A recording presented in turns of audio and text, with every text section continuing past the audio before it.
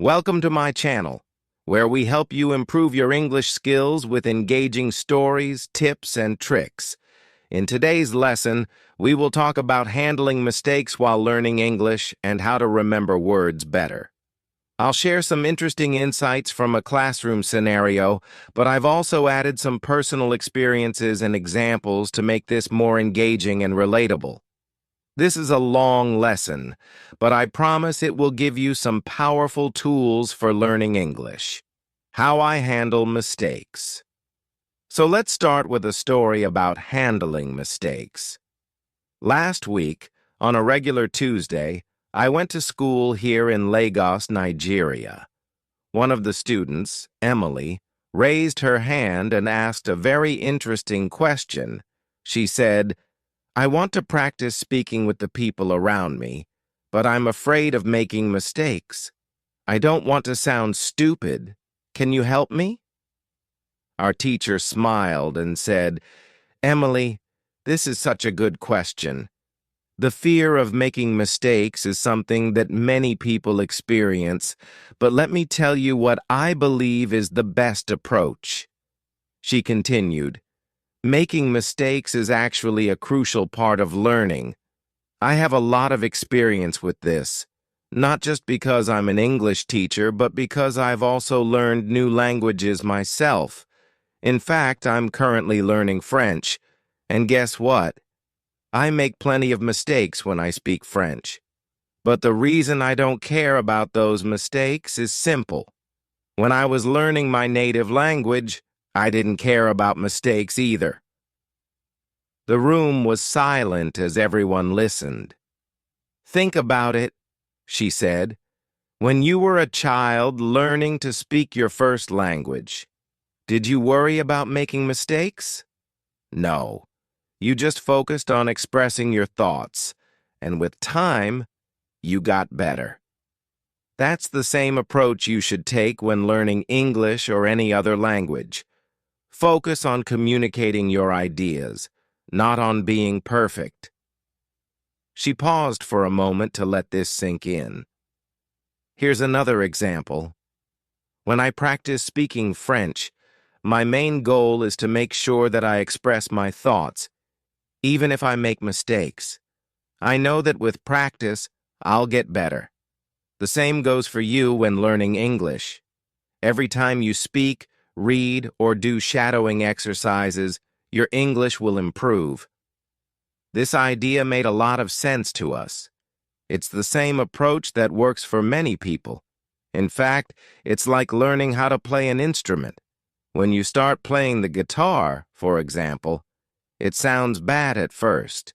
You make mistakes, hit the wrong strings, and struggle with the chords. But you don't give up, right? Over time, as you practice, you start to play better. The same thing happens with English. You can't avoid mistakes at the beginning, but those mistakes help you learn and grow.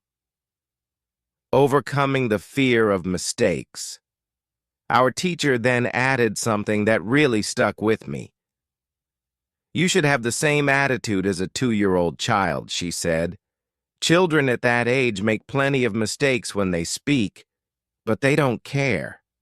They just keep trying, and by the time they're 3 or 4, they make fewer mistakes and can communicate very well. You know around 2,000 words, so it's completely normal to make mistakes from time to time. Mistakes are not something to be afraid of. They are part of the learning process. Nobody becomes perfect overnight. Even native speakers make mistakes. Think about public figures like politicians or business leaders.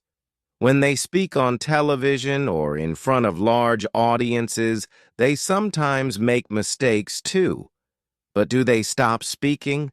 No, because they care more about sharing their ideas than worrying about making small errors.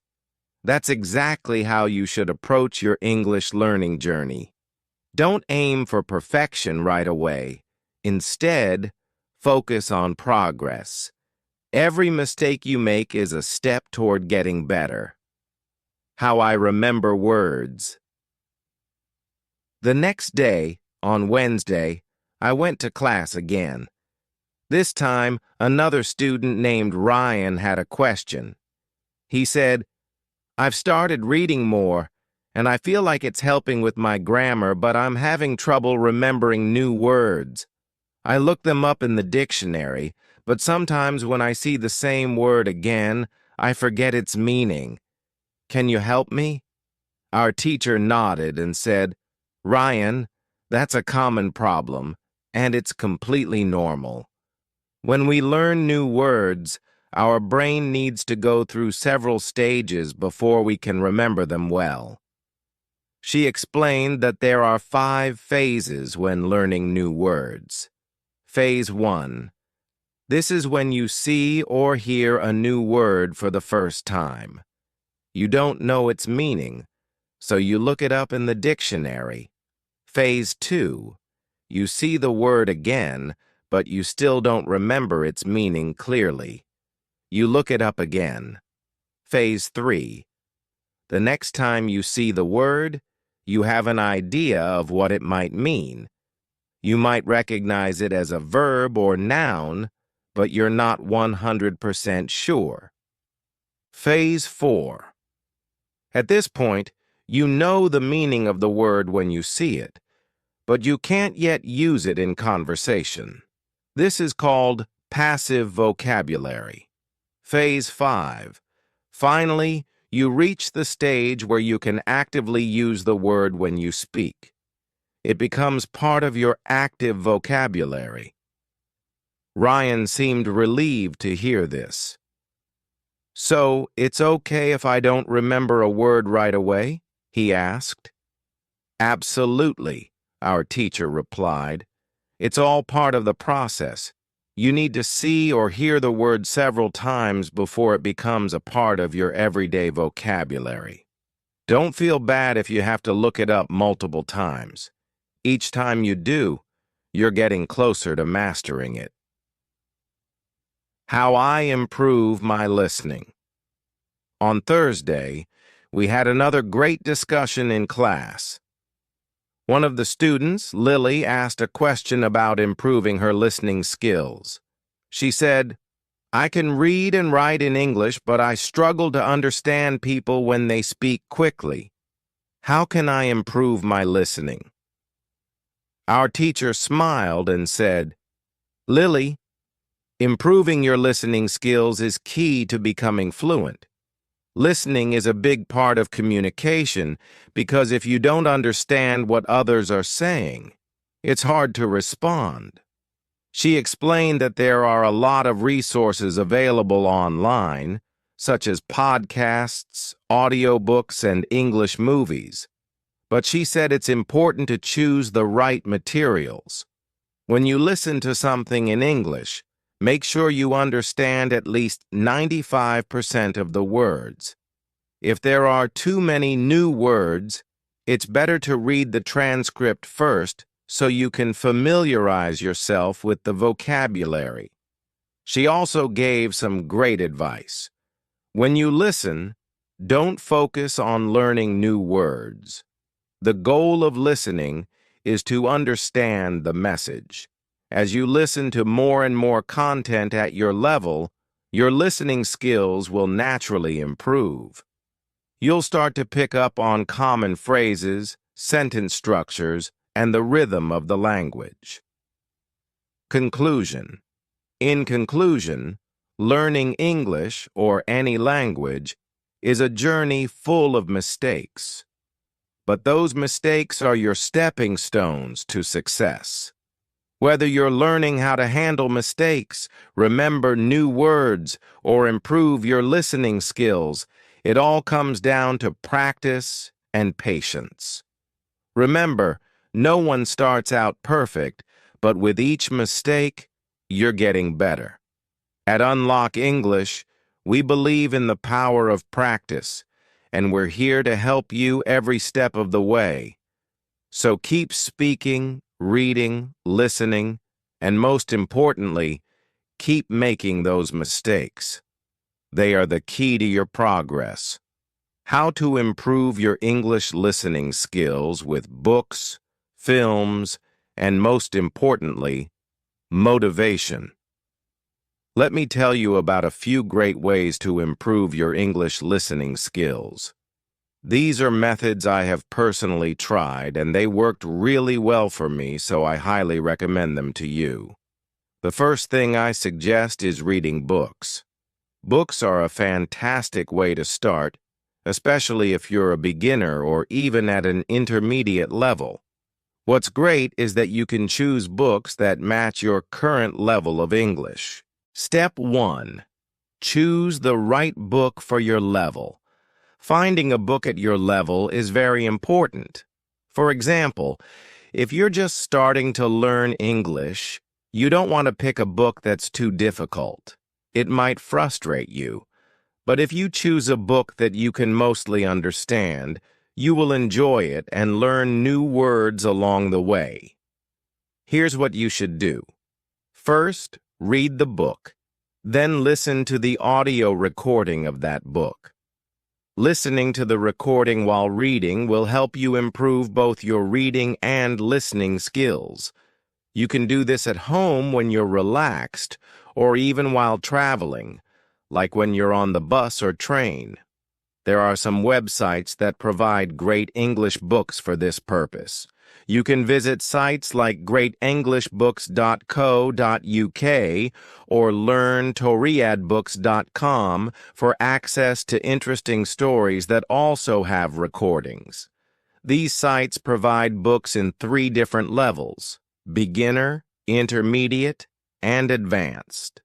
This way, no matter your skill level, you can find something suitable. Step 2. Listen to the news in English. Another thing you can try is listening to the news in English. This can be really helpful because news stories often use everyday language, and you can hear how people really speak. There's a website called newsforeveryone.com that provides news stories in simple English. Just like the books, they offer news at different levels of English. Whether you're just starting out or already know 2,000 words in English, you can find something that suits you. Listening to the news regularly will help you get used to the language and improve your comprehension over time. Step 3. Watch films and videos. Apart from books and the news, films and videos are excellent resources for improving your listening skills. When you have learned around 2,000 words in English, you can start watching English films. Watching films is fun, and it's a great way to learn how people actually speak in real life. Here's what you should do. The first time you watch a film, turn on the subtitles. This way, you'll understand the story and learn some new words. After watching it with subtitles, try watching the same film again without them. Each time you watch the film, you will understand a little bit more. If you really enjoy the film, you can watch it multiple times. This repetition will help you get more familiar with English expressions and improve your listening. For example, if you're interested in nature, you can watch documentaries about animals or the environment. There are plenty of nature films available online. You can also find great reality shows, which are often easier to understand than regular films because they tend to follow a simple structure. Watching something that interests you will make learning English much more enjoyable. Step 4. Spend 30 minutes a day listening. The more time you spend listening to English, the faster you'll improve. Try to listen for at least 30 minutes every day. You can listen to anything: books, news, films, or even music. At first, it might feel difficult because you might not understand everything, but don't worry. Focus on what you do understand, even if it's just a few words or sentences. Over time, your understanding will improve. In the beginning, It's easy to feel frustrated because you might not understand most of what you hear, but try not to focus on what you don't know. Instead, be happy with the new words and sentences that you do understand. Every new word you learn is progress. Remember, listening is one of the easiest ways to learn because all you have to do is sit back and listen. You don't need to do anything else. A personal story. How I improved my listening skills. Let me share a story with you about how I improved my English listening skills. This might inspire you. In one of my English classes, my teacher asked us to talk about the first time we became interested in learning English. Do you remember the moment you first started learning English? For me, I started learning English when I was in high school. At first, I didn't like it at all. It was really hard, and I found the grammar confusing. The structure of the sentences didn't make sense to me, and I struggled to memorize vocabulary. When I finished high school, I was still only a beginner. I couldn't speak English, and I thought I would never be able to learn it properly. I believed that English just wasn't for me. But something changed when I turned 20. I've always loved music, and around that time, I started listening to a band called the Blue Roses. I really wanted to understand the lyrics of their songs, so I began translating their songs word by word. Slowly, I started to understand more and more of the lyrics.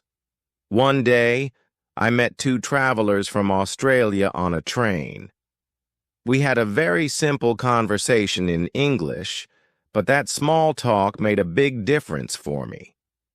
I started to believe that maybe, just maybe, I could actually learn English. From that moment on, I worked on my English almost every day. I listened to English songs, watched films, and read books. Eventually, I became much better at understanding and speaking English. I even decided to travel to Sydney, Australia, to improve my English further by immersing myself in the language. The importance of motivation. My teacher told me something very important during that class. Motivation is key to learning English. Without motivation, it's hard to stay focused. But when you have a strong reason to learn, like wanting to understand music, films, or having conversations with people from other countries, you will find it much easier to make progress. Everyone in my class had a different reason for learning English. For example, one of my classmates, Emily, wanted to read classic literature in its original English. Another student, John, dreamed of becoming a tennis coach in New Zealand and knew he needed to speak English well to achieve his goal. Sarah, another classmate, wanted to work for a big international company in Dubai and needed English for her job. We all had different reasons, but we all had one thing in common. We needed English to achieve our goals. At the end of the lesson, our teacher asked if we liked learning English. I told her that when I was in high school, I didn't like it at all, but now I really enjoy it. I can see how useful it is to speak English in so many different situations. My teacher said that liking English makes it easier to learn. If you enjoy English music, films, or culture, it becomes easier to spend time learning the language. How to learn 3,000 words in English. One day in class, a student asked our teacher how to learn 3,000 important English words. Our teacher explained that while you can find lists of the most common 3,000 words on the internet, learning words from a list isn't very helpful. Learning words in isolation doesn't help you understand how to use them in real conversations. A better way to learn new words is by reading or listening to full sentences.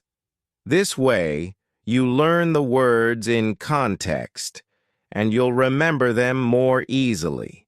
For example, instead of memorizing the word appreciate from a list, you can learn it in a sentence like, I really appreciate your help. By seeing or hearing how the word is used in real life, it will stick in your memory longer. Conclusion: stay motivated and keep practicing. In the end, the key to improving your English listening skills is simple. Practice regularly, stay motivated, and enjoy the process. Find things you like to listen to, whether it's music, films, or news, and make it a habit to spend time with English every day. The more you listen, the better you will get. Just remember, every little bit of progress counts, and with time, you will see big improvements in your English skills. Learning English can be an exciting journey, but it's important to remember that some methods of learning may have their limits. For instance, when you rely only on memorizing individual words from lists or using a translation method, you might find yourself stuck after learning about 1,000 words. This approach can be slow, and there are much more effective ways to build your vocabulary and language skills. One of the best methods is reading. If you're a beginner, it's a great idea to start with simple books. A perfect example is Robinson Crusoe in simple English. You can easily find this version on websites dedicated to beginner readers or even at your local bookstore.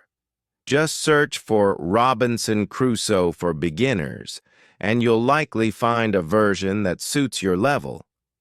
This book introduces new words in a natural context, which makes it easier to understand and remember them. There's an interesting rule about language learning. Every important word for you will keep showing up in your life until you eventually learn it. This is very similar to how children learn their first language. When we are kids, we don't study from word lists.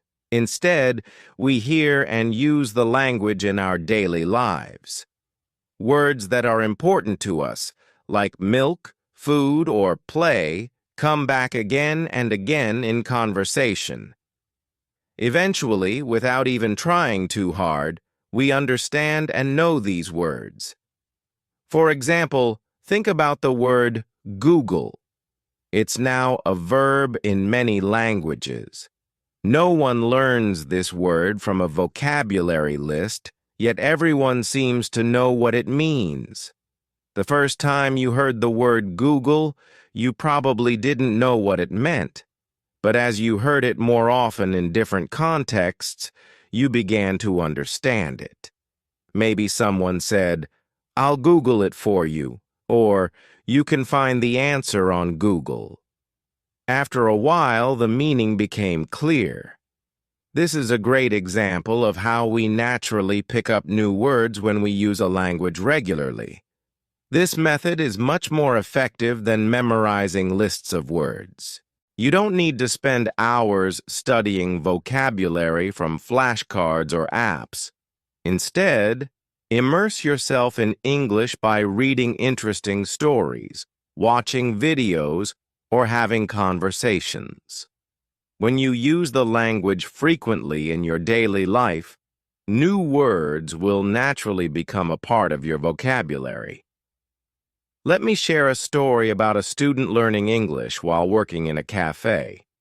This student, let's call her Emma, lived in a small town in Canada. After school, she worked at a cafe serving customers who mostly ordered coffee and sandwiches. At first, she found the job easy because the customers always used the same words: coffee, sandwich, thank you. These were words Emma heard every day, and she quickly became confident in her ability to communicate. As Emma's confidence grew, she started to have longer conversations with the regular customers. She felt proud that she could understand them, and they often complimented her on her English. Everything was going well until one day something unexpected happened. One Tuesday afternoon, two new customers came into the cafe. They were a married couple from Australia visiting Canada on vacation. The man spoke to Emma, but she couldn't understand him at all. Even though she knew he was speaking English, his accent was completely unfamiliar to her. Emma thought maybe he was asking for something the cafe didn't have, so she called her boss over to help. Her boss quickly understood the man's order and sold them 2 coffees and sandwiches. After the couple left, Emma felt embarrassed. She apologized to her boss for not understanding the man. Her boss reassured her, saying it was perfectly fine and that this kind of thing happens all the time. The couple was from Australia, her boss explained. Their accent is different from what you're used to hearing here. Still, Emma felt frustrated. The next day, she told her English teacher what had happened. "I felt really silly," she said. "I've been working at this cafe for months, and I thought my English was good enough for the job. But when I couldn't understand that customer, I started doubting myself." Her teacher smiled and told her, "You shouldn't feel bad at all. You've been practicing English here in Canada, where people speak with a Canadian accent, but the Australian accent is different. Your ears just aren't used to it yet. This happens to everyone when they hear a new accent for the first time. It doesn't mean your English is bad. You just need to give yourself time to adjust." The teacher went on to explain that it usually takes about 2 weeks to get used to a new accent. She suggested that Emma watch movies or TV shows from Australia. "This will help you train your ears," she said. "Soon you'll be able to understand the Australian accent without any problems." Emma felt much better after talking to her teacher. She decided to follow the advice and started watching Australian sitcoms after work. Slowly but surely, she noticed that she was beginning to understand the characters' accents more easily.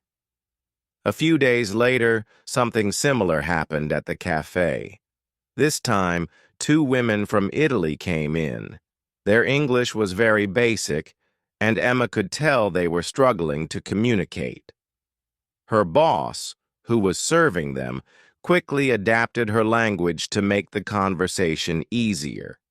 Instead of using long, complex sentences, she spoke in short phrases like 2 coffees and anything else. She even pointed to the items on the menu to help the women understand. Emma was impressed. After the customers left, she told her boss, "It was amazing how you changed your English so they could understand you." Her boss smiled and said, "It's important to make everyone feel comfortable no matter how well they speak English. If they feel like they can communicate here, they'll keep coming back." Emma realized that language is not just about speaking perfectly. It's about communication, making sure that both sides understand each other, no matter the level of fluency. She admired how her boss had adapted to the situation, and she decided to do the same in the future by listening more carefully, adapting her speech, and being patient. Emma became better at her job and more confident in her English skills. In the end, the key to learning English or any language is to use it as much as possible. Don't rely too much on word lists or flashcards. Instead, read books, watch movies, and have conversations with people. Each time you encounter a new word or a different accent, you're training your brain to understand more of the language. With enough practice, you'll keep improving. You'll soon find yourself becoming more fluent and confident, just like Emma. Thank you so much for watching this video. I hope you found it helpful and learned something new. Remember, practice makes perfect, and the more you immerse yourself in English, the better you'll get. If you enjoyed this story and want to keep improving your English with more tips, lessons, and stories like this, please hit the subscribe button and turn on notifications so you never miss a video. Also, don't forget to like the video and share it with your friends, family, or anyone else who wants to learn English.